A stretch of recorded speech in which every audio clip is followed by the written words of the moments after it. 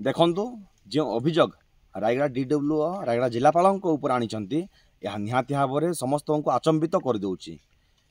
जदि जिलापाल एते बड़ पदाधिकारी है साधारण आदिवासी गरीब पिलांकर बिल को द्विगुणित कर बिल कर आत्मसात करने चिंता करुँच निहाती भाव में एक निंदनीय घटना।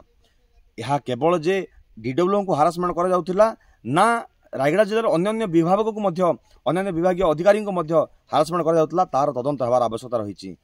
पुणी जदि सत्यासत्य अच्छी डीडब्ल्यू कहूवा कथा जदि सत ताहले जिलापाल महोदय कौ विभाग अधिकारी रायगड़ार कौ विभाग अधिकारी मानक हारासमेंट करुँच प्रथम कथा।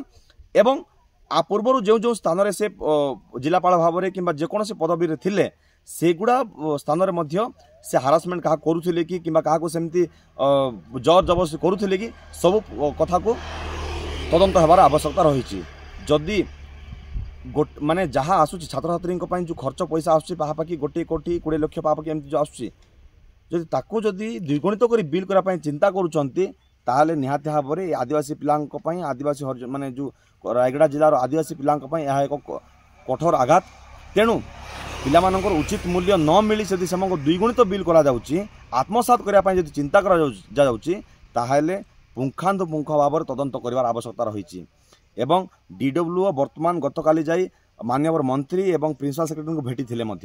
तेणु जो कथार सत्यासत्य अच्छी आ उपरे उचित कार्यानुष्ठान नहीं पुंखानुपुंख तदंत करा जाई जदि दोषी साब्यस्त होगा लोक कठोर कठोर दंड मिलवार आवश्यकता रही।